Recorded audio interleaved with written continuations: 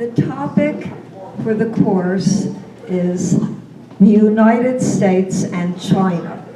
What could be more topical today? Because isn't it China, China, China all the time on the TV, on the newspapers, etc.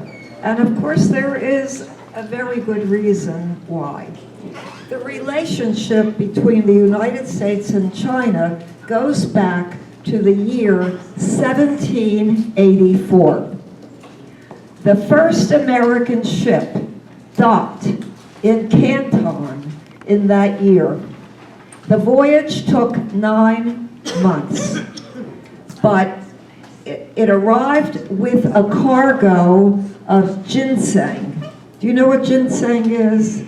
I think it's a weed that grows it's supposed to have medicinal properties, but it grows wild in New England. And so some wily entrepreneur, Robert Morris in Philadelphia, a close connection between the China trade and Philadelphia. They decided to fill a cargo with ginseng, sail to China, and exchange it for Chinese merchandise. In 1784, China was responsible for 1/3 of all the manufactured goods in the world. Wow. It is extraordinary. The China trade had been dominated by the British. They continued to dominate it. But the profit on the very first voyage was something like 600%. So that guaranteed that there would be further voyages. So that's what we're going to explore. But before I get to that, I wanted to make some mention of the current furor over Hong Kong. Have you formed any opinions about the dispute or the way in which it's being handled? For some of you that have been living in a cave, let me just say that the present unrest in Hong Kong doesn't come out of nowhere. I'm going to trace it in a minute. There is a democratic tradition in China. It goes back to the turn of the 20th century. It's not long and it's not deep, but it does exist. And when Hong Kong, which had been a British colony, as you know, the negotiation was completed, Hong Kong was given freedoms that don't exist on the mainland. The government in Beijing promised that these freedoms would be enjoyed by Hong Kong residents. The colony, it's only partly attached to mainland China, and the rights that are enjoyed are different from what you will find on the mainland. And this is supposed to continue until the year 2047, when that was the agreement, 100 years. Then they'll renegotiate it. But the Chinese consider Hong Kong part of China. They also consider Taiwan part of China. And it's interesting that it was Hong Kong people perceive an effort by the mainland government to tighten the controls, to lessen the liberties that they have enjoyed as a result of this negotiation with Great Britain. And perceiving that, they began their demonstrations, and they have continued, as you know. And the problem arose when an official of one of the National Basketball Association's teams posted a tweet, and it simply said, "Fight for freedom, stand with Hong Kong." And that has occasioned all kinds of, I guess, retribution by the mainland government, although they have certainly stopped short of what was experienced 30 years ago at Tiananmen Square, where there was also a demonstration for greater democracy and greater freedom. However, the demonstrators showed, I guess, a lot of bravery. If you looked at some of the pictures that emerged early on, they were flying the Union Jack. Imagine flying the flag of Great Britain, the great colonial oppressor. Some of them are flying the Stars and Stripes as well. And finally, I've heard several of them singing songs from Les Miserables. Can you hear the people sing? Well, this is a great, apparently, an insult, but the Chinese have stopped short of actually sending in the troops. That they have not done. They're waiting them out. But of course, the great difficulty arose in the United States with this simple four-word statement by an official of a team in the NBA. And the response of the NBA has been less than what we would call heroic. So it has become really, in a sense, a test of, I guess, how far you're willing to go when money is involved, because that's actually the bottom line for the NBA. Billions of dollars are involved. The Chinese government has simply pulled all of its, I guess, contracts with the NBA.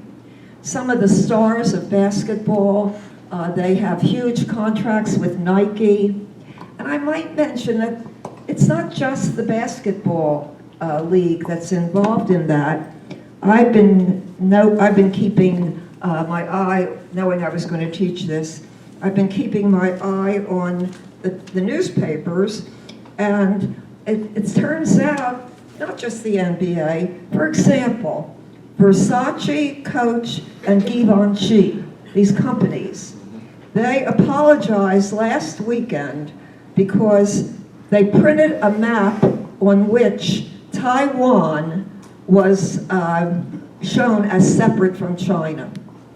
Dior also had to apologize. They've printed maps in their advertising, and they have shown Taiwan as separate from China. That is a no-no.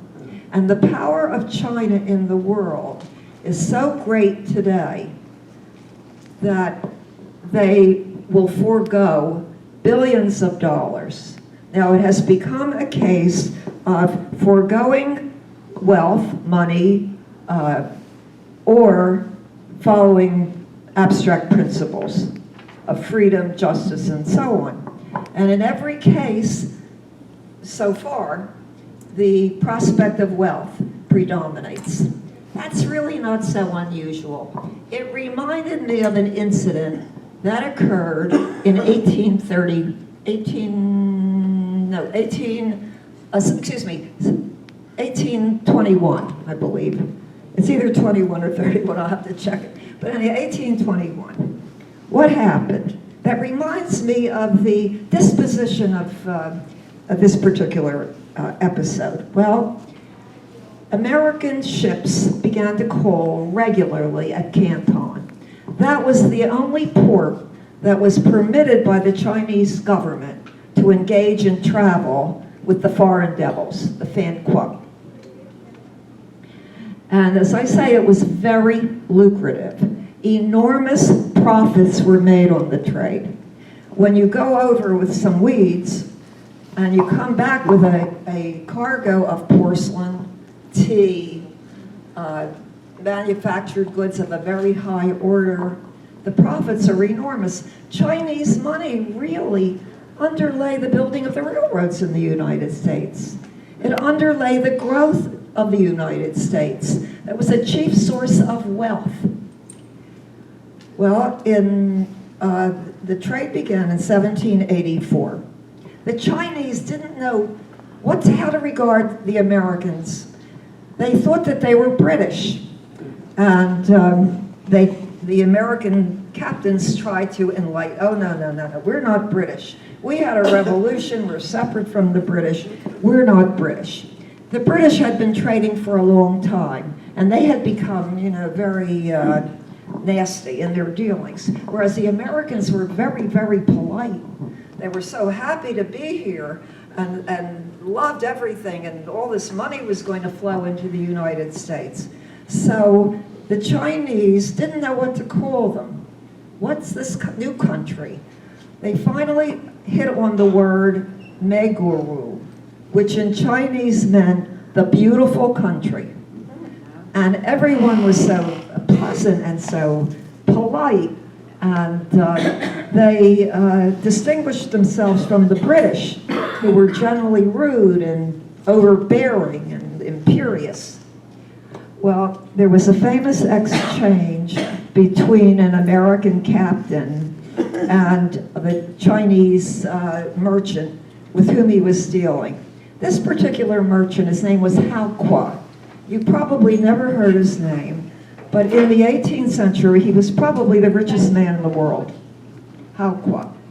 And this is a kind of an interesting conversation that he had with him. This is a diary by a man named Samuel Shaw, who was on one of those first vessels. After the bargain was settled, one of them offered me an article for less than one-half the price at which I valued it, and would come every day and make the same offer. I treated him politely and adhered to my first demand, with which he finally complied. After the bargain was settled, "You are not Englishmen," said he. No, but you speak English word. And when you first come, I can tell no difference. But now I understand very well. When I speak Englishman his price, he say, "So much, take it, let alone." I tell him, "No, my friend, I give you so much." He look at me, "Go to hell, you damned rascal. What, you come here to set a price for my goods?" Truly, Massa Taipan, I see very well you know Englishmen. All Chinamen very much love your country. All men come first time China. Very good gentlemen. All same you. I think 2-3 times more you come Canton, you make all same Englishmen too. That was the first encounter. But let me explain what made me think of the American trade with China and an incident that occurred in 1824 when I read about the Basketball Association and the attempt to, I guess, gloss over what's happening in Hong Kong. In 1824, an American ship called the Amelia sailed into Hong Kong harbor. Excuse me, it wasn't Canton Harbor. That was the only port that was open. And they docked, and some of the sailors on the ship went ashore to buy fresh fruit. And one of the sailors was a man named Terranova.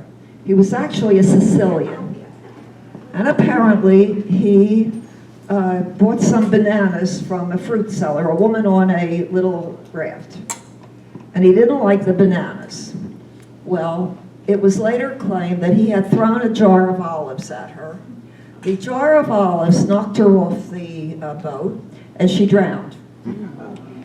Well, Chinese authorities boarded the ship, and they said, "Give us the sailor." Oh, but it was an accident. His name was Terranova, so it became known as the Terranova. It was an accident.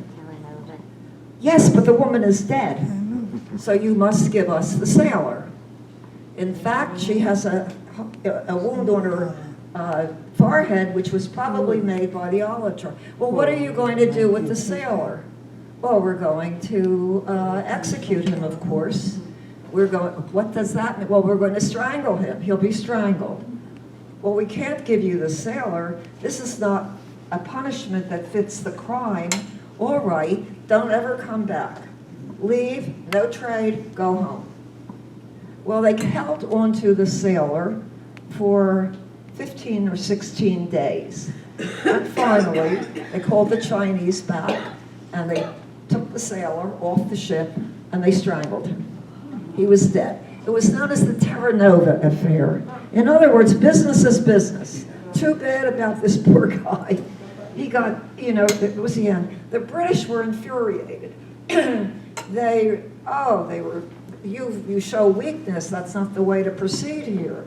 They won't respect, but it was a case of continuing to their share in the trade or losing the trade, and business is business. Has anything changed? Here we are. We're about business is business. And so I think I heard Charles Barkley using all kinds of foul language to describe his opinion of what was happening vis-a-vis Hong Kong. Well, that's how it began. And I think you can see that you look at China then, 1784 when we first arrived, maybe the most powerful country in the world, but a country that did not exert power through warfare, through conquest. It was there is such a thing as a country being so secure in its greatness that it doesn't need to do that. China was a civilization that dates back, I guess, it's the oldest continuous civilization in the world, the oldest continuous culture in the world. And if you look at China, in the year, let's say, 1750, when the Europeans began to arrive, it was a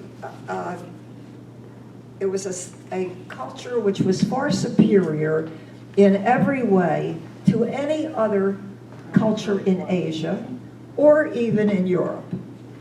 It has been in position for, I guess, the founding of the Empire of China by the great Emperor Qin Shi Huangdi dates to the 2nd century BC. But it had been a continuous culture for much longer than that.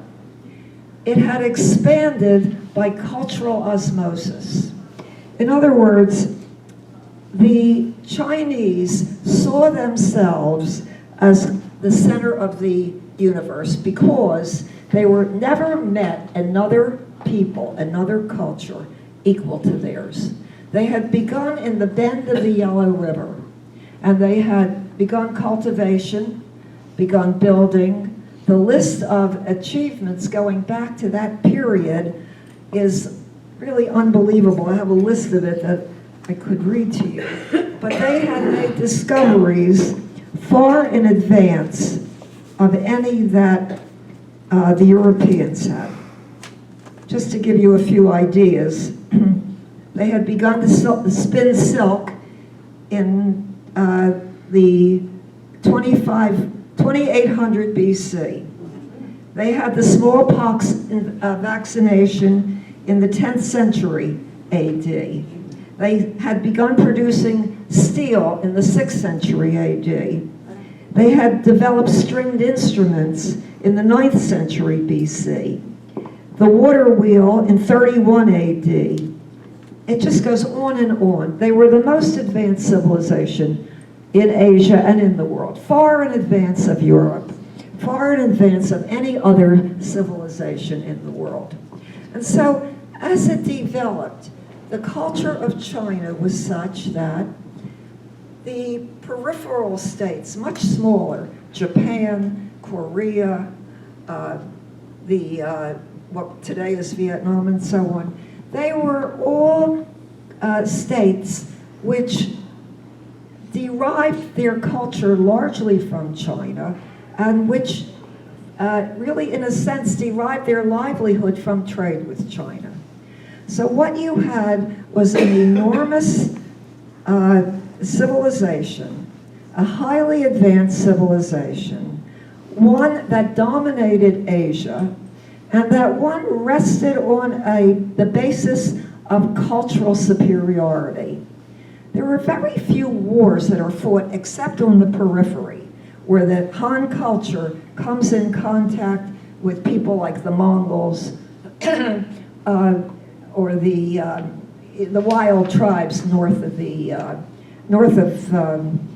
mainland China. But it was a kind of a cultural domination. And they developed a Confucian civilization rested very largely on the writings of the philosophy of Confucius. It was the international relations were dominated by something called the Tributary System. And I'll try to describe it very quickly. Because China was obviously the leading culture of East Asia and even more, smaller states would come yearly to pay tribute. When they arrived in the capital, the envoys would arrive, they would be given an audience with the emperor, they would prostrate themselves in front of the emperor and do what was called the koto. That is, it's a series of knockings of your head. You got down on your knees, you knocked your head 3 times on the ground, then you stood up, then another 3 knockings, then you stood up, and then a third a period of knockings. 9 knockings, 3 kneelings. After that, you knew who was superior and who was inferior. But it was reality. The Chinese were the dominant culture of East Asia. The Japanese even owe their language to China. The culture spread by osmosis, not by force of arms, although there were emperors and dynasties which were expansionists and which apparently did gain, especially territory along the periphery. So what you had was a system of unequal states in Asia. There was one father in the home, there was one son in the heaven. All of the sayings of Confucius, there is no equality. There is father and son, husband and wife. These are all the relationships in the world are unequal, except friend and friend. So you're dealing with unequal relationships among people. You also have unequal relationships among nations. Well, this was going to collide with the European concepts of sovereignty and so on. When the British began arriving in force, they came mainly, they had, the East India Company had its base in India, and then slowly up the coast. The Chinese called them the barbarians. They didn't know Confucius, they fought, they just didn't know how to behave. But they felt, this is in their official literature, we feel sorry for them. If they had to come this far to get essential goods, they must live in very poor places. They must be so poor and so backward that they had to come all this distance. Well, you have to be kind to a barbarian, but you don't want to live with him. That was kind of the attitude of unspoken cultural inequality. And for all the centuries, up to maybe the 18th, this was the case. China was the culture in the world which, by every mark, exceeded that of any other. They were the most developed. The products of China were valued throughout the world. They were the most successful society in, as they saw the world. And the Europeans were far behind. So that when the first Europeans arrived, the Chinese, the Manchu dynasty, and interestingly, most of the dynasties, one succeeded the other, because after maybe 200-300 years, some degree of corruption would seep in. You'd have bad crops. You would have a degree of people rebelling against the central government. They called it the mandate of heaven. What was the mandate of heaven? There are no gods in this society. They didn't worship gods. They worshiped something, a principle that they called heaven. Now, there were some people that, probably idealized heaven into some form that resembled human, but basically, there isn't any God. What there is a universal principle, the mandate of heaven, and the people know when the mandate is withdrawn. How do they know? Well, the crops are poor. They don't have enough to eat. There's unrest in the countryside. Armed men begin to prey on the weak. And so the mandate is being withdrawn by heaven. And then it is not your right, but your duty to rise up against the present regime and bring in a different. It's the right of rebellion, and it's associated with this mandate of heaven. Well, how can you blame the emperor if, for example, there are the rain doesn't fall, the crops, you have a bad year is that the emperor's fault? Does that mean the mandate is being withdrawn? It is his fault, because in good years, he should have put aside enough to compensate people for the bad years. And so if he is improvident and doesn't do that, then he has lost the mandate, and that means that the right of rebellion is sacred. It is your duty then to stand against the emperor. There is no divine right of kings in Chinese history. It's simply that the mandate is withdrawn and the people are the eyes and ears of heaven, and it is their duty and right to rise up. And that is why the Chinese, it said, are the least revolutionary of people, or were, but the most rebellious. Because these are rebellions which lead, and what happens when a new dynasty comes in?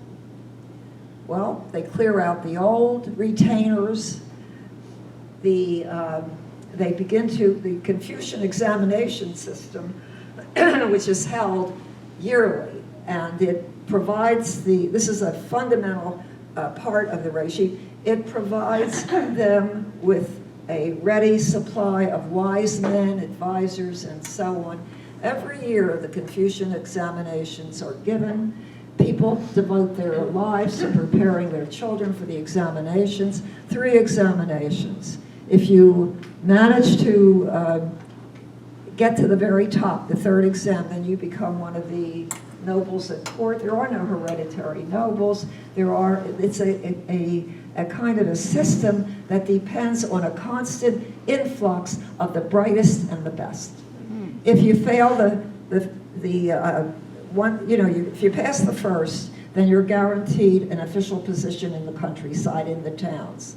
The second, in the provinces. And if you get to the 3rd, which are very few number, then you go to the capital and you become part of the imperial bureaucracy. And it's based primarily, the exams are based on the teachings of Confucius. That's why China is the greatest nation in the world, they reason. They had Confucius, the wisest man of all, the wisest man in history, and no one else did. And so what you have is a kind of government by bureaucracy that is based on merit. You don't have any religious wars in China, because the religion is compartmentalized. They have Taoism, there's some variations, but basically Confucianism is the basis of the Chinese state. Ask me a couple of questions, because this is like a thumbnail sketch, that's all. Now imagine China, which saw itself as the center of the earth. Now, and every year, the tributaries come and do the koto and pay respects to the emperor and so on. I might say that they were sometimes pirates would get together and they would go to the court and they would pass themselves off as the head of some fictitious country. And they do the koto. And even though the court knew that this was kind of a suspicious kind of set of people, they gave them the respect. Oh, you want to do the koto? Go ahead, do it. We'll give you rich goods in return. Now suddenly, bursting into this system, the Europeans come, basically in the 18th century. And the Chinese view them as just another tributary. You don't know that England is a great power? Well, you don't pronounce words very well, and if you had to come all this distance, then to get goods from us, then you must live in a very threadbare country, something like that. It begins to change then in the 18th century. And there's a very interesting book that just came out. It's called Empires of the Weak: The Real Story of European Expansion and the Creation of the New World Order. Because a new world order was going to emerge in the 18th century. The appearance of the Europeans coincided with the dynasty had been in place for over 200 years. It coincided with the natural cycle of decline. Secondly, it was not so much a matter of Chinese decline, because what would have happened if the Europeans had never arrived? You would have had maybe the overthrow of the Manchus by a native leader who, in fact, there was a great rebellion in China in the 19th century that killed something like 30 million people. And that's the biggest rebellion you never heard of, right? But anyhow, it would have proceeded as Chinese history had proceeded for centuries. The difference was the intrusion of the Europeans into the mix. That the Europeans now appeared, and it wasn't simply another tributary state. It was a different philosophy, a different economic system, a different dynamic. Because what had happened in the 18th century was Europe was beginning its long ascent to industrialization, science, the improvement of science. It was beginning its rise. China was still going through its normal phases, but this time the tributary who arrived was not going to perform the koto. They were going to knock at the door, open it up, and when the door didn't open, because you're just barbarians, they were happy to knock it down, to blow it open. And so what we have is the century that follows. They call it in China the century of humiliation, the century of oppression. It begins in 1842 with the Opium War. There are two Opium Wars because Europeans began to run out of goods to trade. And there is a weed that grows wild in India, costs nothing at all to harvest. And we can pick up that weed and sell it in China. It was opium. Opium was forbidden in China. It was not permitted to be sold. It was excluded. You could not bring it in. Well, there are plenty of people who will collude, who will, customs officials that will. So what you begin to get now is the great confrontation in 1842. But this is, the Europeans have developed, and in fact, the premise of the book is that it wasn't that the Chinese had declined, it was simply that the Europeans had grown into a scientific, had invented a kind of a scientific industrial ethic with which the Chinese were unable to coexist. So now let me just go back a little bit. I wanted to give you a little bit of the flavor of the Chinese trade. And let's see, okay. Yeah, the Chinese versus what they called the barbarians. And I'll just read you a couple sentences. The empire of China saw itself as the center of the civilized universe. The Chinese bureaucrat did not think of a China or of a Chinese civilization in the modern sense, For him, there were the Han people, China, and beyond that, only barbarians. Whatever was not civilized was by definition barbaric. And so that's how they looked at the West. It's what we would call an extreme form of ethnocentrism, but what they saw was a universal civilization with the Chinese emperor at the top. A hierarchy, all other states served as vassals. Harmony in the world derives from understanding the hierarchy, and as Confucius said, know thy place.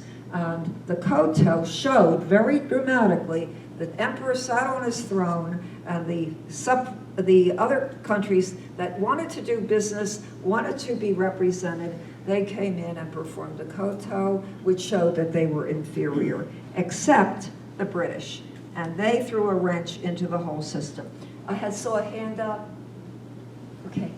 Yeah. When you say that the culture and civilization of China... I can't hear you, I'm sorry. When you say that the Chinese civilization was superior to all other civilizations, are you talking from the point of view of the Chinese or reality? No, I'm talking about how the Chinese regarded their civilization. Was it superior to Athens? Was it superior to Rome? I don't know. But in their mind, they had never met an equivalent civilization. They were surrounded by, inferiors. Beijing was the capital because it looked north. Why did it look north? Why did they build the wall? There were barbarians, Mongols, who lived north of the wall, and they fought, they did battle, they were crude, they had no written. They looked at them as typical of the non-civilized world. China wasn't a nation among nations. China was civilization. And they had no need to go anywhere. They had no need to travel to Europe.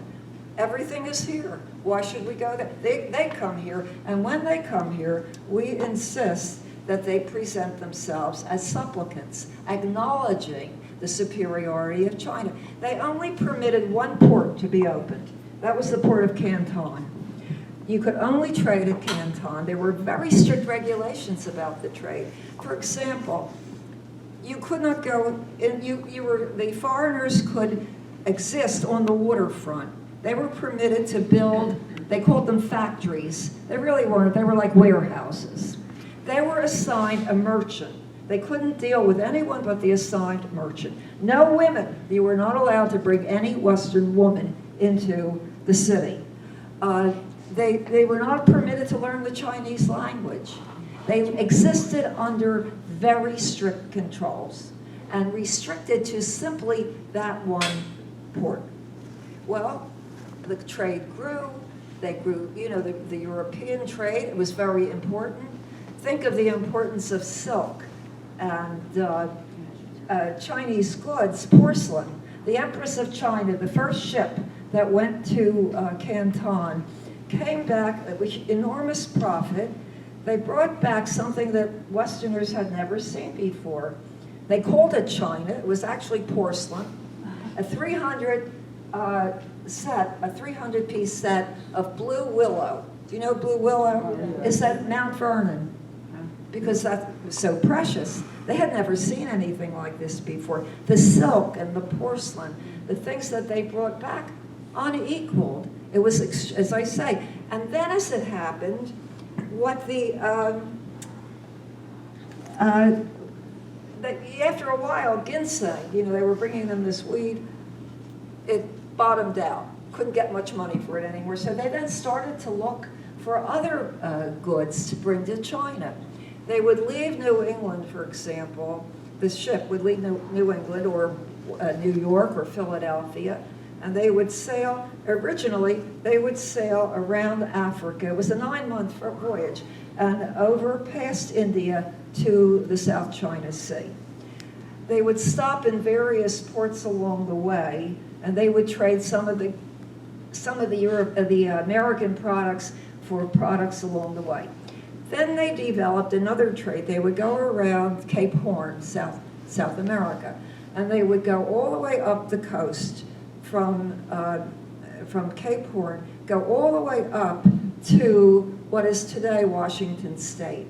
And there they would trade a lot of junk. They would bring all kinds of, refuse from New England with the Indians. They would fleece the Indians, and they would trade them for sea otter pelts, fur, because the mandarins of northern China liked fur.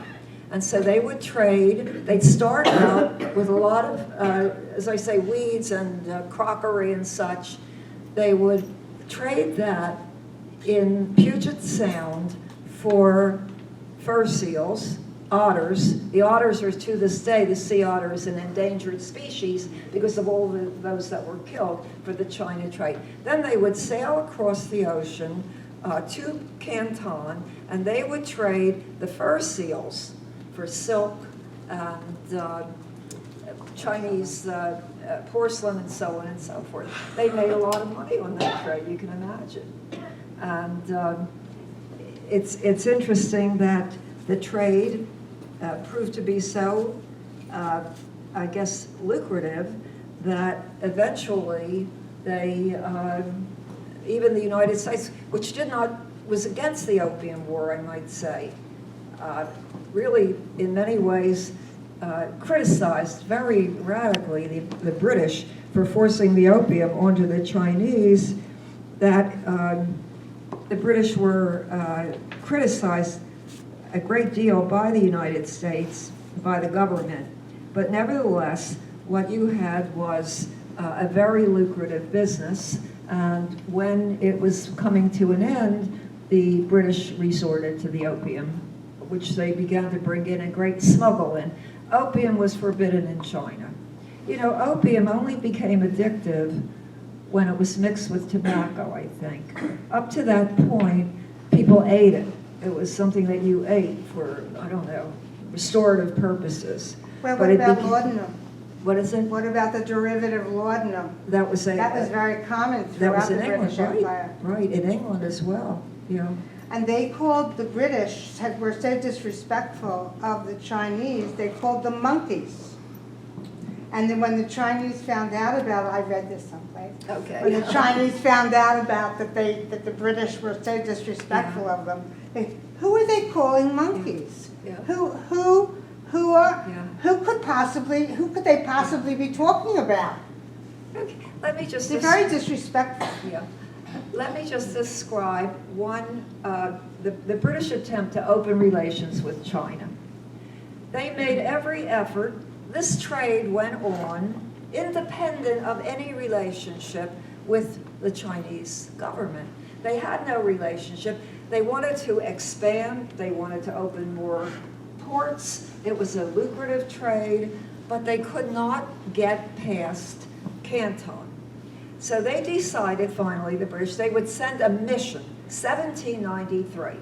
They would send a mission to the emperor himself and explain to him that England was also a great country and would like to open up relations, normal relations, with an ambassador.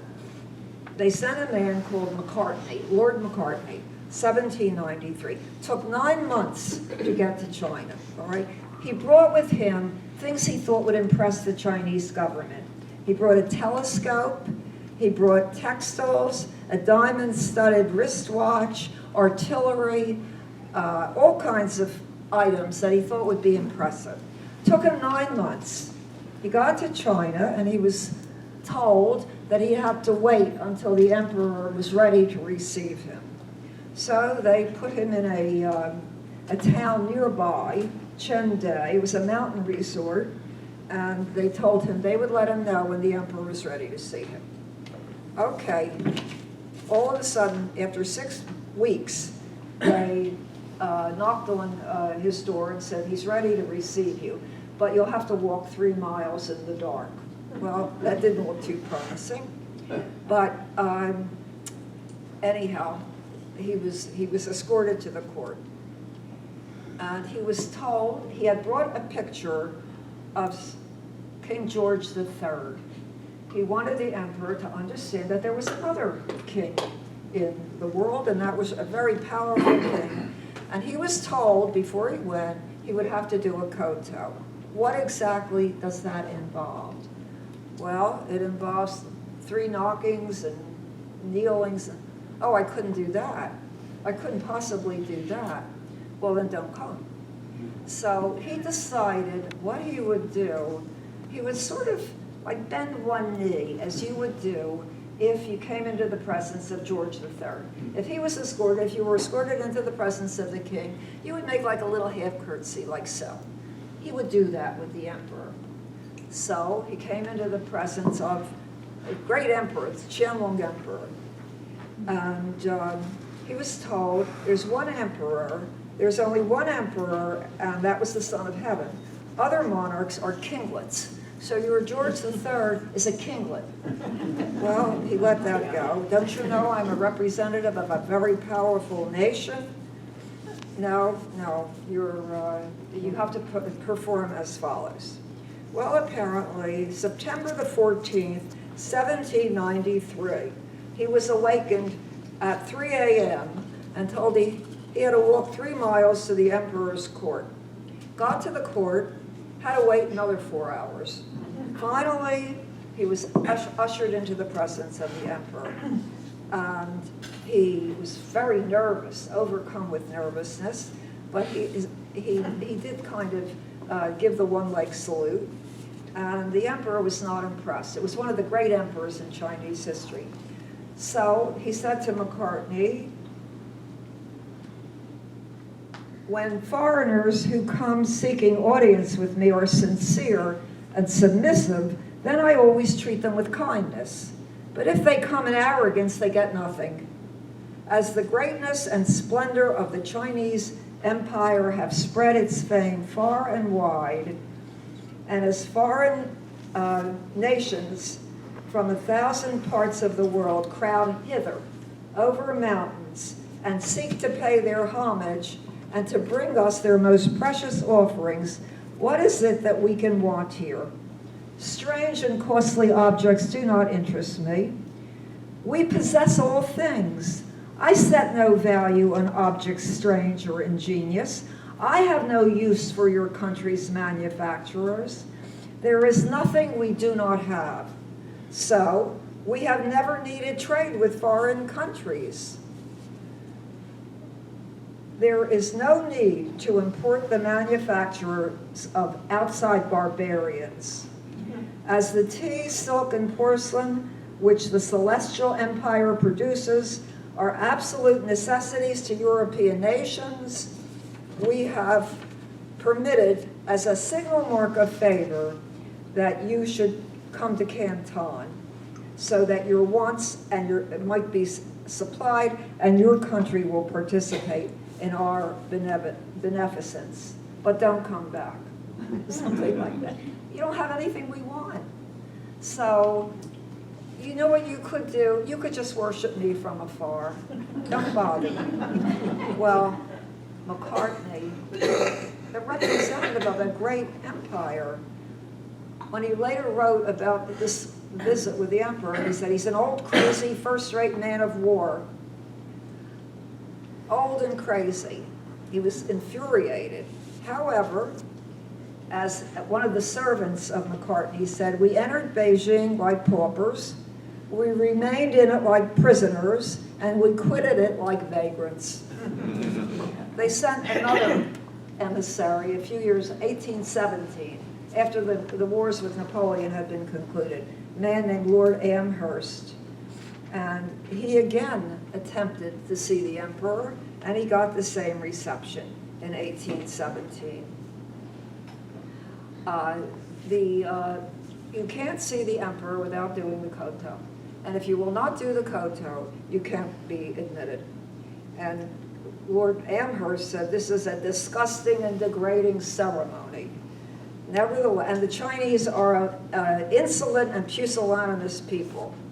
Nevertheless, they were, the emperor explained it, your ambassador does not understand how to practice the rites and ceremonies of the empire. In the future, there's no reason you should have to send another ambassador.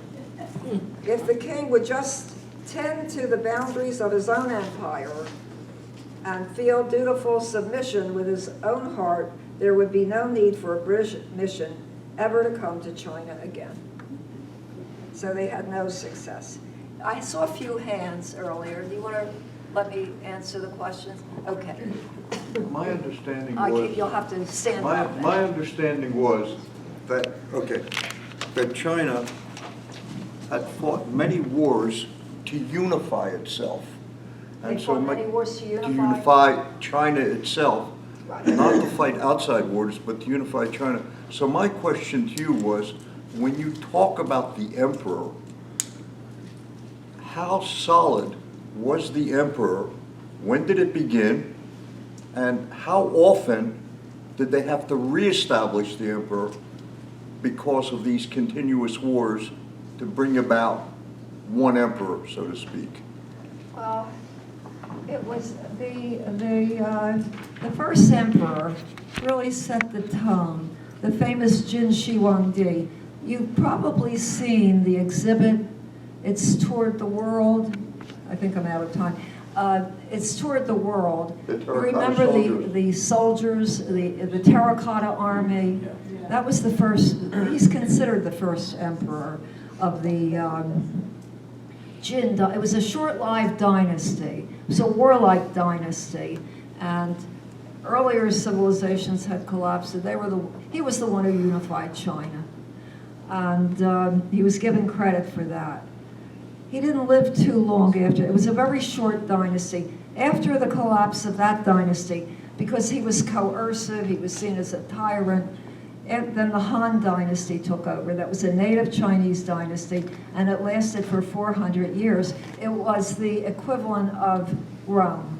In other words, it was a great cultural flowering. To this day, the Chinese are known as the Han Chinese because of that first dynasty. But the emperors were not considered sacred figures. You weren't going against God by... When the Han fell, okay, how long did it take for the next guy, or for the next dynasty to come into power? It varied. And did it last? It varied. It was usually internal rebellion or foreign invasion that brought down the dynasty. And then you'd have a period of disunion, and ultimately the power of Chinese civilization and thought was so great that eventually even the Mongols became the Yuan dynasty. They were the most ferocious of all peoples. They came to the gates of Rome. They invaded Europe. Their progeny still remain in Russia. They were the greatest warriors in history. Genghis Khan, then his son, or I think it was a grandson, Kublai Khan. But when they conquered China, they came across the wall. Within a few years, they had been Sinified. The culture of China was so overpowering that within Kublai Khan, the grandson of Genghis, he ruled as a great leader in the capital city of Beijing. He had a different capital, but in the north.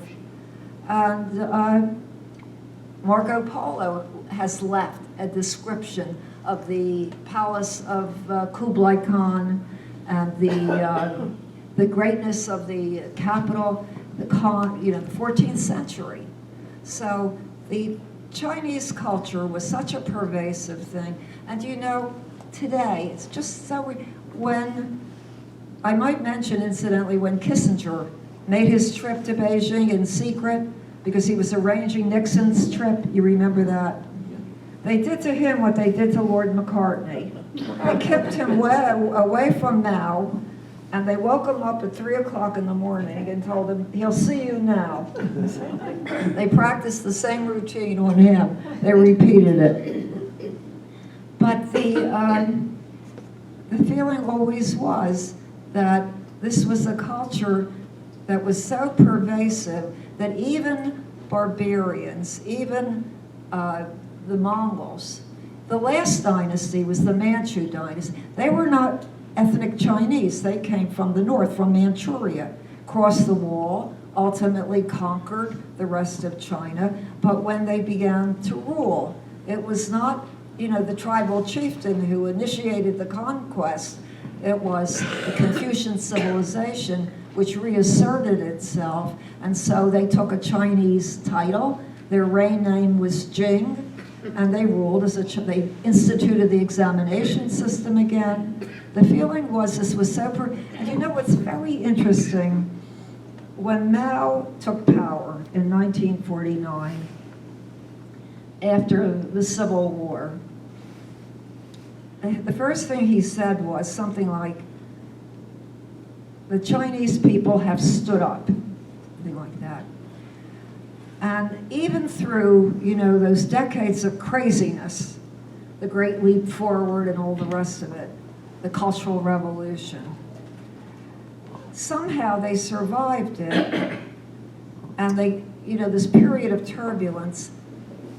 By the 1980s, they were beginning to retreat from the Maoist legacy, and they were beginning to refer now back to the great Chinese culture. Even the communists, Xi Jinping, the China dream, he calls it. They reiterate it all the time. The China dream. What is the China dream? To return to the standing, not an emperor, you know, although he's coming close, but nevertheless, to reassert China's position in the world. You might, I don't know if you're aware of this, and I'll talk about it next time. And they make a lot in their speeches and writings. Xi and some of the lesser known officials, they always refer back to, not now, but they refer back to the Imperial China. Imperial China. That's the China dream. The Chinese have stood up.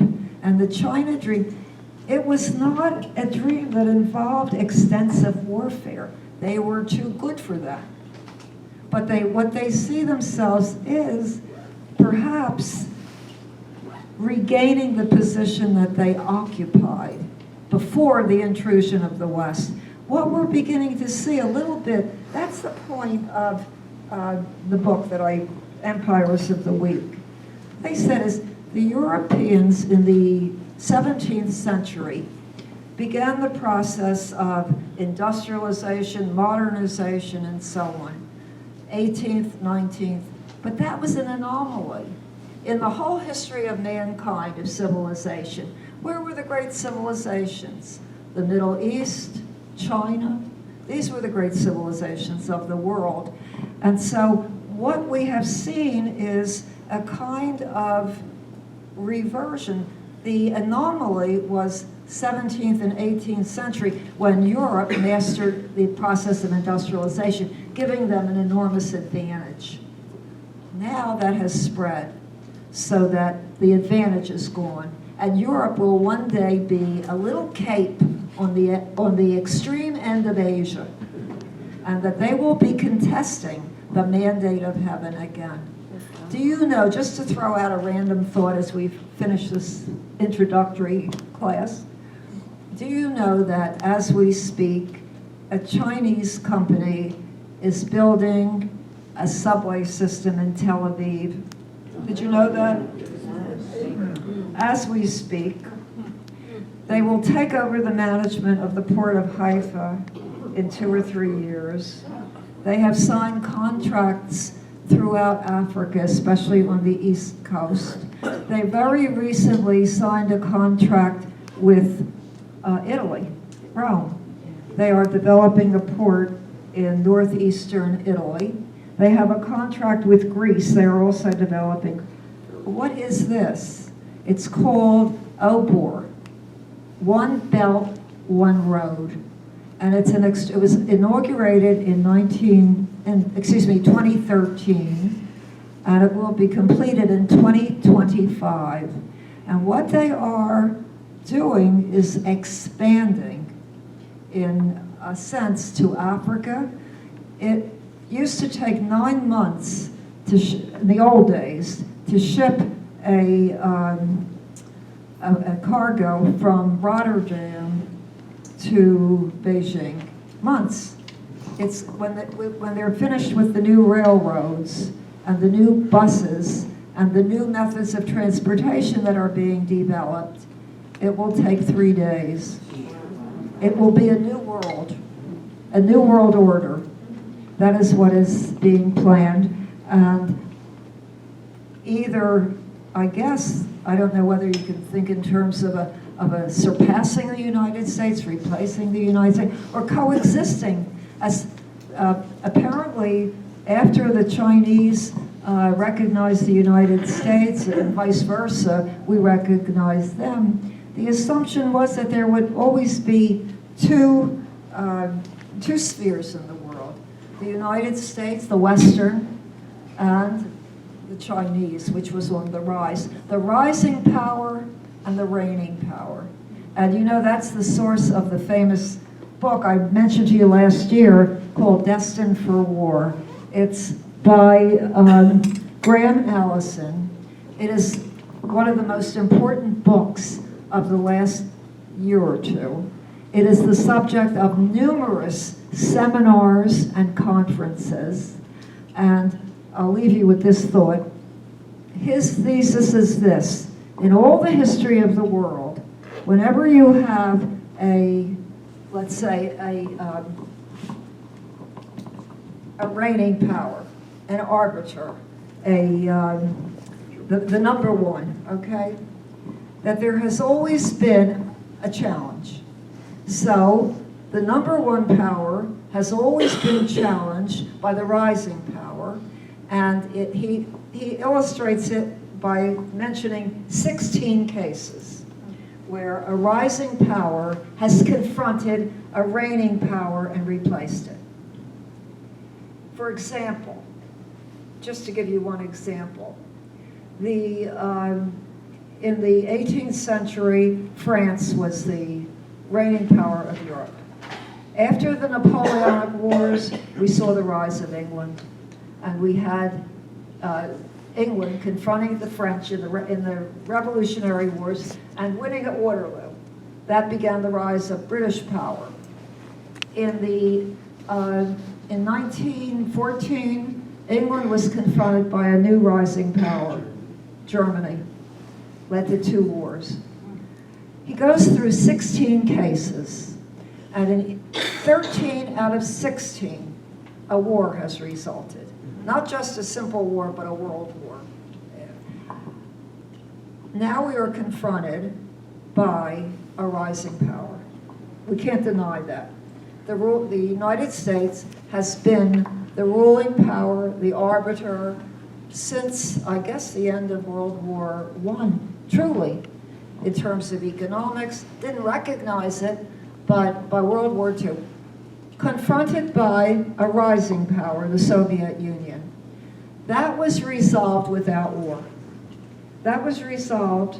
There were small wars, but it was basically resolved without a major war.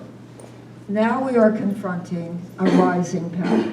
There is no way of hiding the fact that China, in many categories, has outperformed us, and looking to the future, looks to outperform even more. Will this result in a peaceful resolution, maybe 2 spheres, or will it result in a confrontation?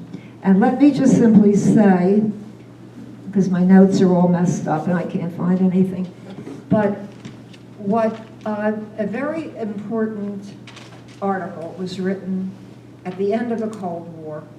The Cold War ended in 1991, and as you know, Boris Yeltsin got on the radio after the troops were in the streets and fighting, and Gorbachev had resigned, and he said, in words to this effect, "We made a terrible mistake in 1917. We're going to try to undo it and make, reform."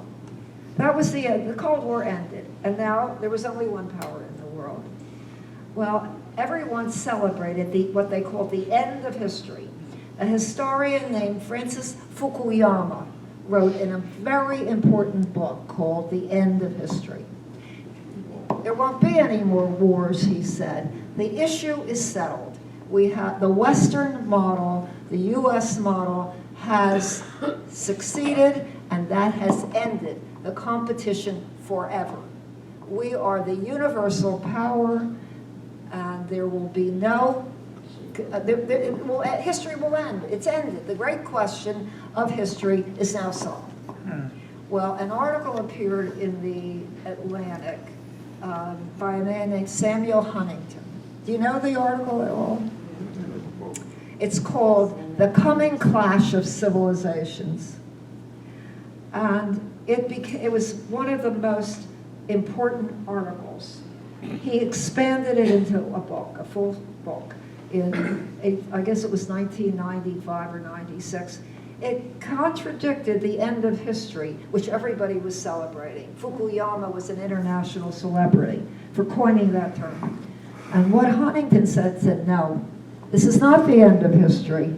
What we have now is a Western civilization, and it's based on Western tradition and so on. But there is also, and he called this the Confucian model. There is another model in the world. Now, this was 1995 or 96 that the book came out. China was already advancing. They were already, the change in China came so quickly that someone said the world didn't have time to be astonished. It happened so fast. I mean, when you go from a wage of, like, average wage of $2 a week to something like normal Western, you know how quickly it happened. And Huntington, I'll start with his prediction next time. He expanded it into the coming clash of civilizations, he said. There is another model growing in the world, and it's an antithetical model. And is it possible that this one will be resolved peacefully or not? And that was the whole premise of this book, which really took the world, it took society by storm because of the importance of the article and then the expansion into the book. Tremendous arguments over whether he was right. This was 1995. China, they really didn't factor much anywhere in they had an average, wage of like $2 a month, something like that. They couldn't be, and we were used to the China of Mao and the confusion, the Great Leap, all the rest of it. But he foresaw it. So I have to stop now and say thank you very much for the